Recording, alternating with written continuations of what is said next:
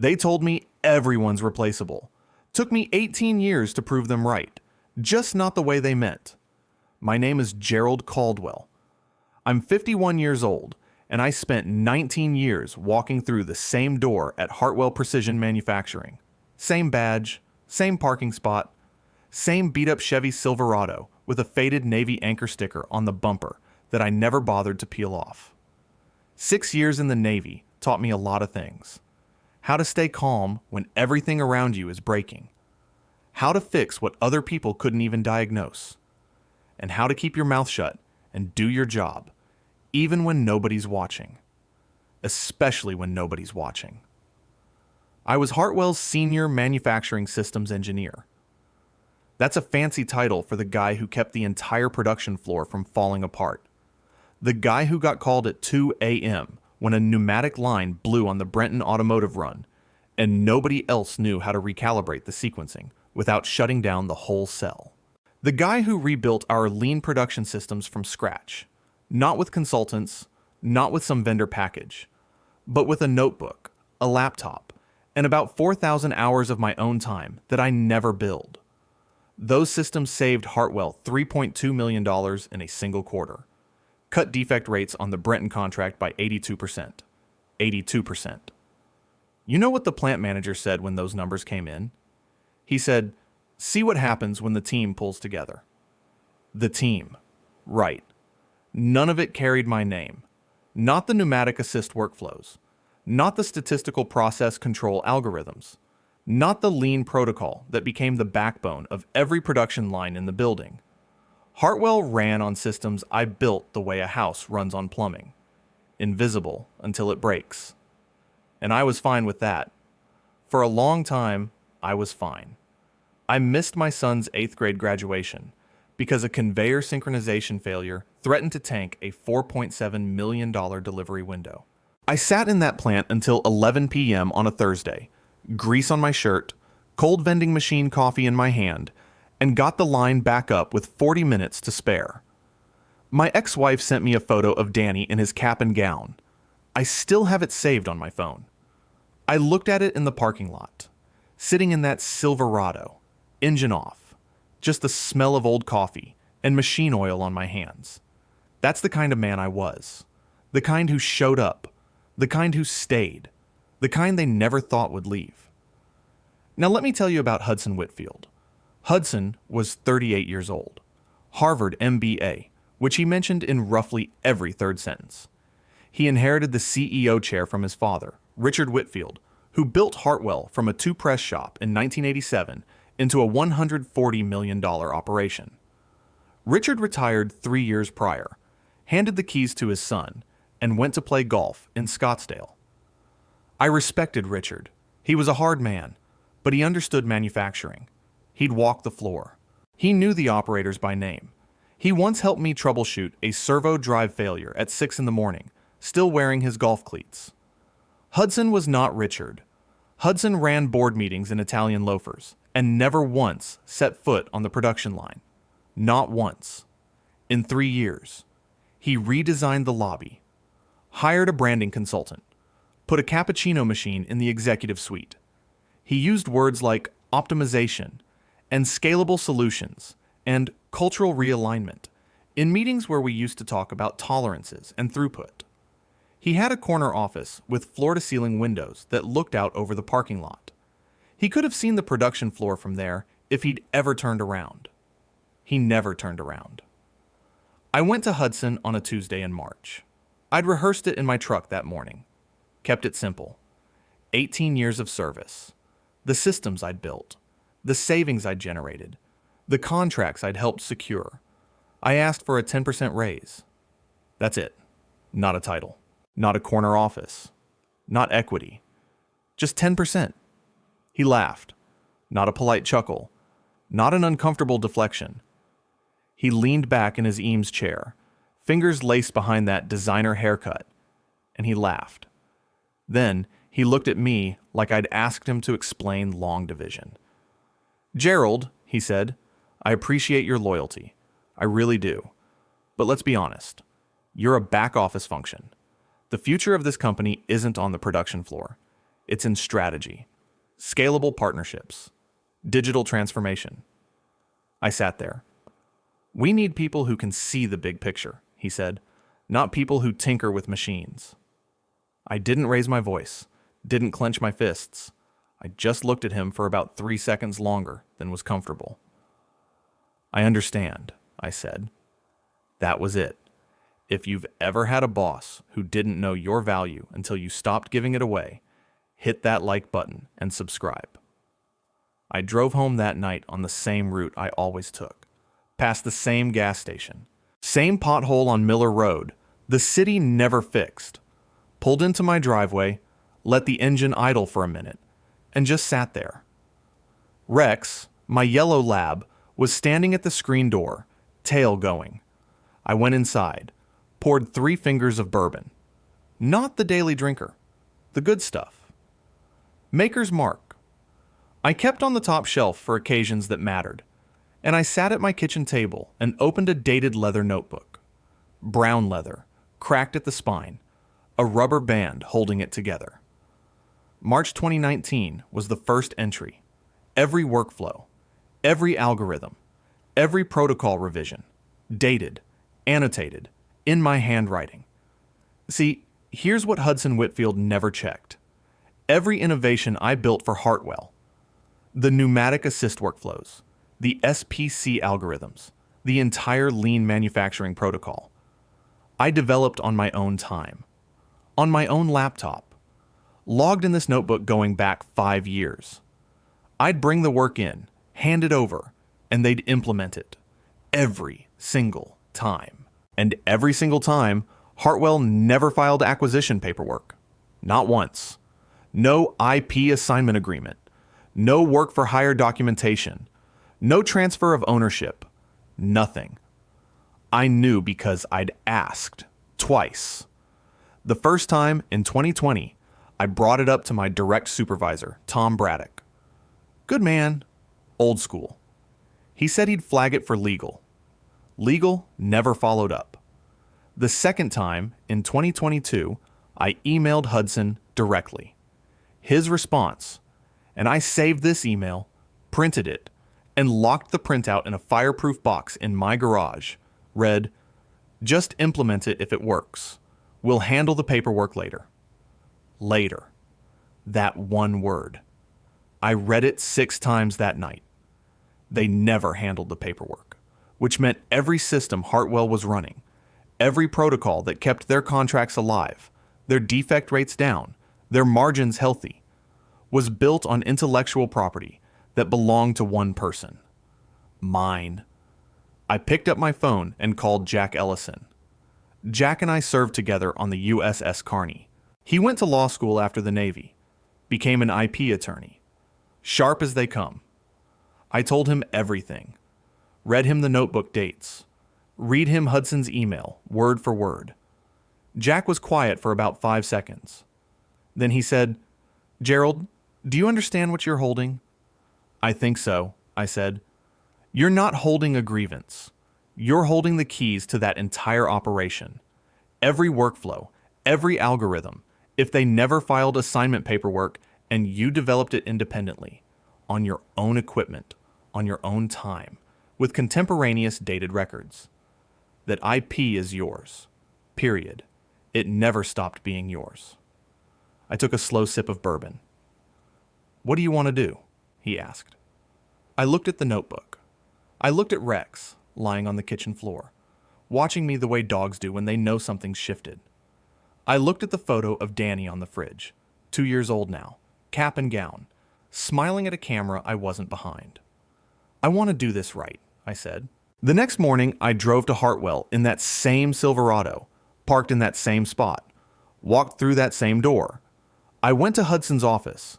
His assistant said he was busy. I said it would only take a minute. He looked up from his MacBook like I was a delivery he hadn't ordered. "I'm giving my 2 weeks' notice," I said. Hudson blinked.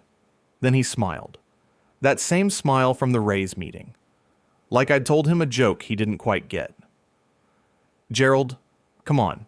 Let's not be dramatic. If this is about the Rays conversation, I think you're overreacting." I'm not overreacting, I said. I'm resigning.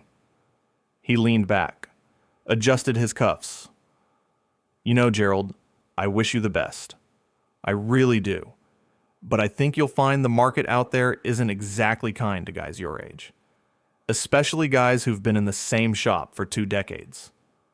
I looked at him for a long moment. Calm, steady, the way the Navy taught me. I'll manage, I said. He didn't get up, didn't shake my hand. I just waved me off like he was shooing a fly. We'll have your systems documented and transitioned within the week, he said. Sure they would. I walked out of that office, down the hall, past the production floor, one last time. 31 operators on the line. I knew every one of their names, knew their kids' names, knew who was going through a divorce and who just had a grandbaby. A few of them looked up, nodded. One of them, Dale Mercer, a press operator who'd been there almost as long as me, caught my eye and just shook his head slow. He knew. I pushed through the side exit, walked across the lot, climbed into the Silverado, and set that leather notebook on the passenger seat. The engine turned over on the first try. Same as always. I pulled out of that parking spot for the last time, and I didn't look back. I called Jack Ellison that night from my kitchen table. Rex was at my feet. Bourbon was poured. The notebook was open to a fresh page. I need you to do a full IP audit, I said. Every workflow, every algorithm, every protocol. I want provisional patents filed on all of it, and I want it done before my 2 weeks are up. Jack didn't hesitate. I'll have the applications drafted by Friday. USPTO filings go out Monday. You're looking at provisional protection within 72 hours of submission. Good, I said. One more thing, he said. Don't document anything for them during your notice period. Don't write transition notes. Don't train a replacement. You're not obligated to transfer knowledge that's built on your own IP. If they ask, you refer them to me. Understood. I hung up, took a sip, looked at Rex. 2 weeks, I said. He thumped his tail once against the linoleum. Good enough. The next 14 days were the quietest of my career. I showed up at 8 a.m. I left at 5 p.m. Not 5:01, not 4:59. 5 o'clock, sharp, every single day. For 18 years, I'd averaged 11-hour days. Stayed late without being asked. Came in on weekends without being paid. Answered calls at midnight, in the shower, during Danny's Little League games. Not anymore. The silence started on day 2. Mark Fielding, the floor supervisor, came to my desk at 9:14 a.m. with a binder and a panicked look. Gerald, the servo calibration on Cell 7 is drifting again. Same issue from last October. You fixed it with that offset algorithm you wrote. Can you walk Robbie through it? That algorithm is my personal intellectual property, I said. I'd recommend contacting an outside consultant. Mark stared at me like I'd spoken Mandarin. Gerald, come on. Robbie just needs 15 minutes. I understand, but that's proprietary work I developed independently. I can't transfer it. He stood there for another few seconds. Then he walked away. By day 4, Cell 7 was running at 61% efficiency. By day 6, it was offline entirely. Day 3 was when the Brenton Automotive problem started. Their monthly quality audit was coming up, and the SPC algorithms I'd written were the only thing keeping Hartwell's defect tracking in compliance with Brenton's 6 Sigma requirements. Without me actively tuning the parameters, the data started drifting. Janet Calloway in quality called me twice. I let both calls go to voicemail. By day 5, Brenton's quality liaison, a guy named Steve Garrett I'd worked with for 9 years, sent a formal notice requesting documentation on Hartwell's SPC methodology. Hudson's office forwarded the request to the engineering department. The engineering department forwarded it to an empty desk. Mine. Nobody else knew the methodology, because it wasn't Hartwell's methodology. It was mine. Every variable, every control limit, every adjustment protocol. written in my notebook, coded on my laptop, implemented from memory. I watched it happen the way you watch weather roll in from a distance. Dark clouds on the horizon and nowhere to hide. Day 7.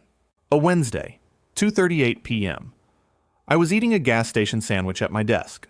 Turkey on white, nothing special, when Dale Mercer walked over. He pulled up a chair, sat down slow. "You're burning it down," he said. Quiet. Not a question. "I'm working my notice period," I said. 8 to 5. Dale looked at me for a long time. Then, something crossed his face that was almost a smile. "Good," he said. He got up and walked back to the floor. That same afternoon, Hudson sent a company-wide email. I still have it. Subject line, "Exciting transition updates." It read like a press release written by someone who'd never touched a production schedule. Words like streamlining and fresh perspectives and next chapter. He announced that my departure was part of a strategic restructuring to position Hartwell for scalable growth. He used the word agile 3 times in 4 paragraphs. He didn't mention my name, not once. Day 9 was when Jack called, 4:47 p.m. I was in the parking lot, engine idling, watching the shift change through the windshield. "Provisional patents filed," he said. 12 applications. Pneumatic assist workflows. SPC algorithms. Lean protocol suite. The whole package. US PTO confirmation numbers are in your email. Gerald, as of this morning, you have formal intellectual property protection on every system Hartwell is currently running. I closed my eyes, let out a breath I'd been holding for 5 years. "What's next?" I asked. "Next is you take a meeting I set up for you. Thursday morning, 9 a.m., with Margaret Hale." I knew the name. Everyone in manufacturing knew the name.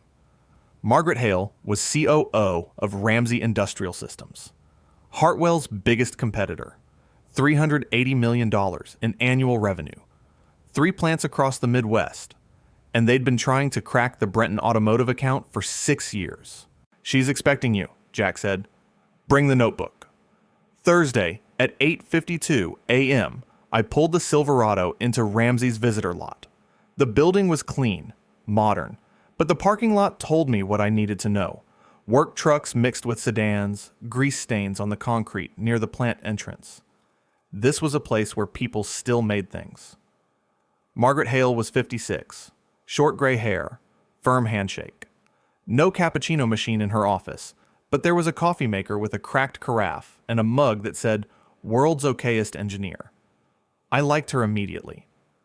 I set the notebook on her conference table, opened it to March 2019, and for the next 2 hours and 14 minutes, I walked her through every system I'd built, the pneumatic workflows that cut cycle time by 34%, the SPC algorithms that brought defect rates down to levels most shops couldn't touch, the lean protocol that turned a bleeding production floor into a $3.2 million savings engine in 90 days.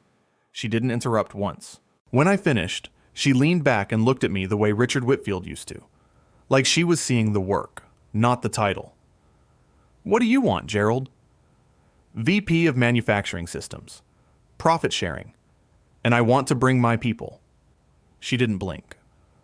"How many people?" "As many as want to come." She nodded once, picked up her phone. "Legal, get me an offer letter drafted. Vice President, Manufacturing Systems Engineering. Salary, double his current. Profit sharing at standard VP tier. Benefits effective day 1. She hung up and looked at me. "Anything else?" "Just one thing," I said. "Brenton Automotive's quality audit is in 3 weeks. Their current supplier is about to fail it." Margaret Hale smiled. It was the kind of smile that had nothing to do with kindness and everything to do with precision. "I know," she said. My last day at Hartwell was a Friday. Day 14. I cleaned out my desk in 7 minutes.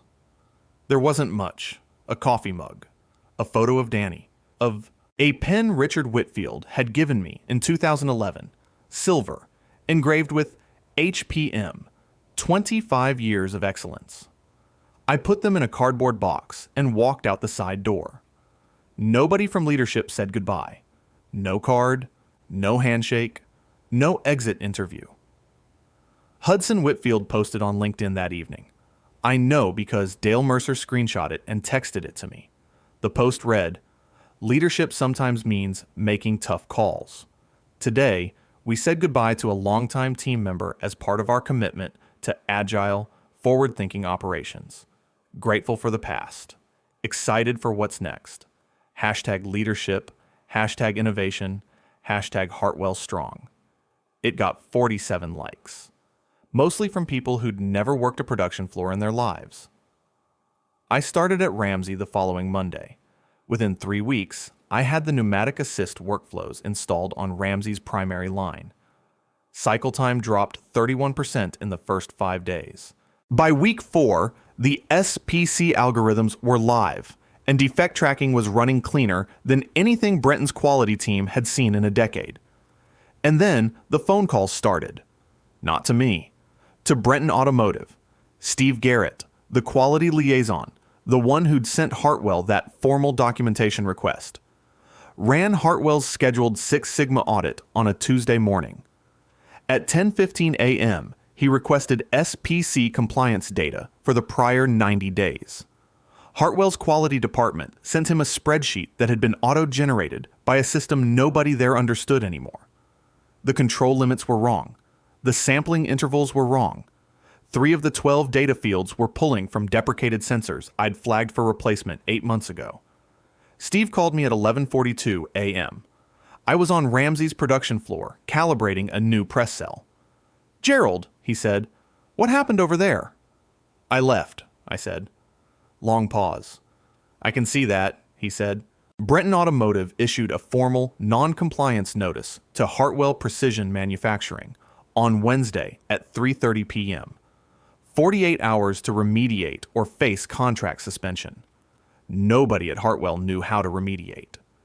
Because the systems that needed fixing were systems I'd built, on my time, on my equipment, and the provisional patents were already filed. Thursday morning, 6:47 a.m. My phone buzzed on the nightstand. Hudson Whitfield. I stared at the screen for exactly 4 seconds. Watched it ring. Watched his name pulse on the glass. Click. I sent it to voicemail. 14 seconds later, it buzzed again. Hudson Whitfield. I watched Rex lift his head from the foot of the bed. Watched the name pulse twice more. Click, then a text. 6:49 a.m. "Gerald, we need to talk. This is urgent. Call me back." I set the phone face down on the nightstand. Got up. Let Rex out. Started the coffee maker. Black. No sugar. Same as every morning for 30 years. The machine gurgled and hissed, and I stood there in my kitchen in bare feet on cold tile, watching the sky go from black to gray through the window over the sink. By 7:15 a.m., there were 4 missed calls.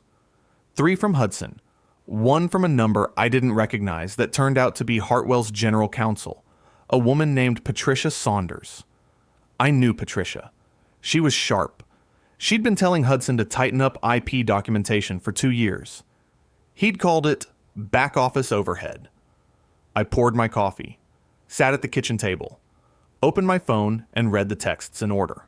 6:49 a.m. Hudson. "Gerald, we need to talk. This is urgent. Call me back." 6:53 a.m. Hudson. "This is about the Brenton situation. I think there's been a misunderstanding." 7:02 a.m. Hudson. "I'm willing to discuss the raise.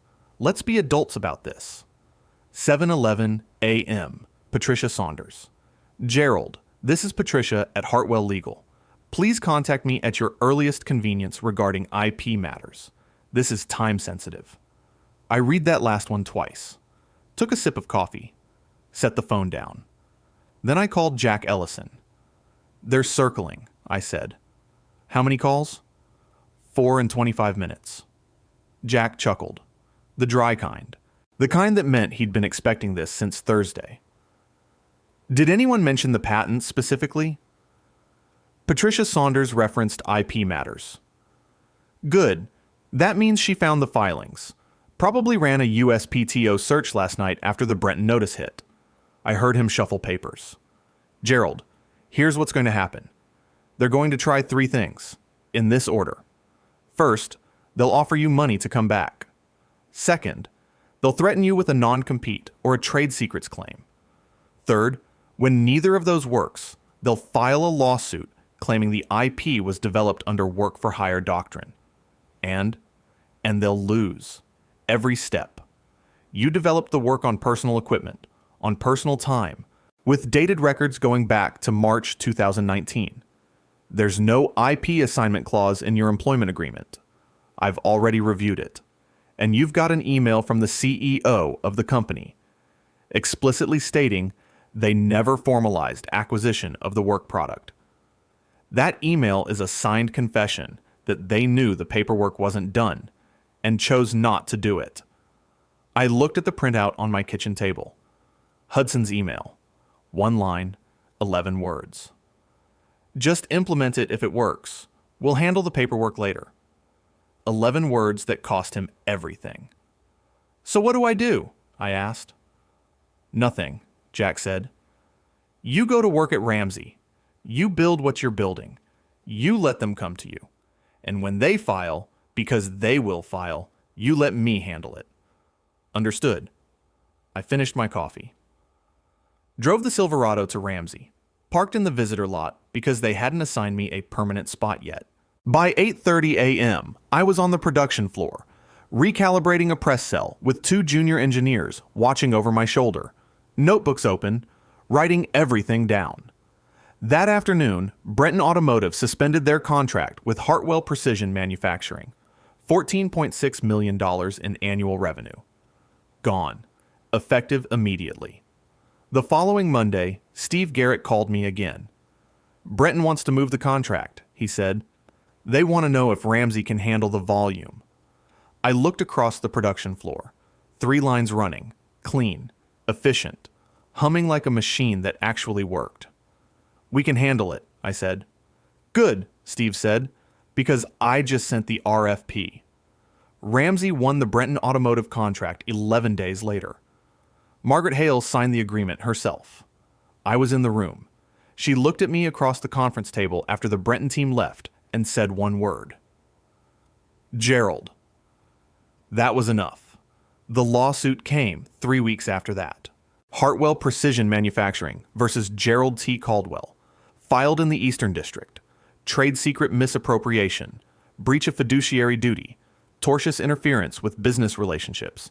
It was 47 pages long and read like it was written by someone who'd seen a courtroom on television but never stood in one. Jack took it apart in 9 days.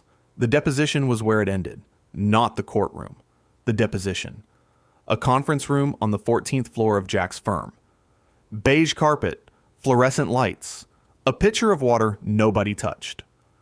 Hudson Whitfield sat across the table in a suit that cost more than my first car, flanked by 2 attorneys from a firm whose hourly rate could have funded a press operator's salary for a month. Jack placed 3 items on the table. The leather notebook, a printed copy of Hudson's email, and the USPTO filing confirmations for 12 provisional patents, all bearing my name.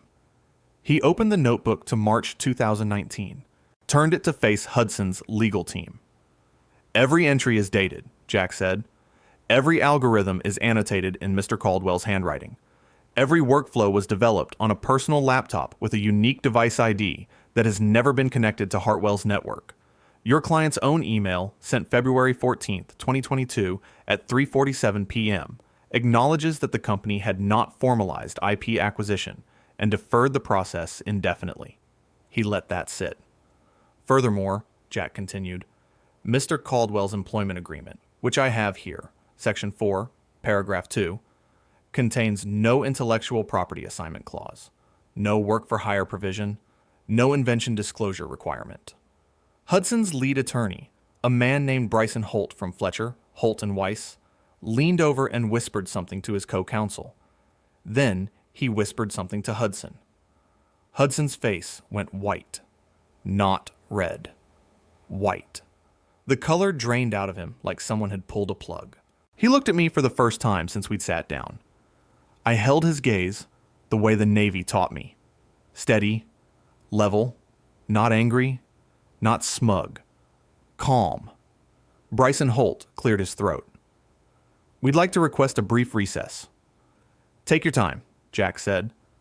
They didn't come back for 42 minutes. When they did, Bryson Holt placed a single sheet of paper on the table. My client is prepared to withdraw the lawsuit in its entirety, he said, with no admission of liability from either party. Jack looked at me. I nodded once. Accepted, Jack said. That was it. Hartwell's stock dropped 48% over the following 6 weeks. Hudson tried to pivot. Used that word in a shareholder letter. Pivot. Said the company was exploring adjacent market opportunities and digital-first manufacturing solutions. The board wasn't buying it. They'd lost Brenton. They'd lost the IP lawsuit. They'd lost the institutional knowledge that kept the lights on. They laid off 180 people. I knew most of them by name. I hired 73 of them at Ramsey. Dale Mercer was the first. He showed up on a Tuesday morning with his toolbox and a look on his face I hadn't seen in years. The look of a man who'd been given his dignity back. Same shift? He asked. Same shift, I said. Hartwell Precision Manufacturing filed for Chapter 11 bankruptcy 6 months later. Hudson Whitfield resigned the week before the filing. His LinkedIn went dark. The corner office with the floor-to-ceiling windows sat empty. The cappuccino machine got unplugged. I hold 15 patents now. Every one of them has my name on it. Ramsey gave me a corner office too, but I'm almost never in it. I'm on the production floor most days, same as always. Coffee in hand, notebook in my back pocket. The junior engineers follow me around like I followed Richard Whitfield 20 years ago. I make sure they write everything down. I make sure they know what's theirs. Last Saturday, I drove to Danny's baseball game. He's 16 now. Pitcher. Left-handed. Same as me. I sat in the bleachers with Rex on a leash and a thermos of black coffee, and I watched my son throw strikes for 7 innings. Didn't check my phone once. After the game, Danny walked over. Grass stains on his knees, glove under his arm. You stayed the whole time, he said. I did. He looked at me for a second. Then he nodded, the way teenage boys do when they're feeling something they don't have the words for yet. Cool, he said. That night, I sat on the back deck. Rex at my feet. 3 fingers of the good stuff. Watching the city lights below. The sky going purple at the edges. I thought about Hudson Whitfield telling me I was a back office function. I thought about that email. 11 words. I thought about 19 years of showing up, staying late, fixing what was broken, and never putting my name on it. Sometimes value doesn't announce itself. It just shows up every day, does the work, and waits for the people in charge to realize what they had. And sometimes, by the time they realize it, the only thing left is an empty parking spot and a building full of systems nobody else knows how to run. Don't wait 19 years to know what you're worth. If you enjoyed this story, hit that like button and let me know what you think in the comments. And if you haven't subscribed yet, subscribe and ring that notification bell to get alerts about new stories like this one.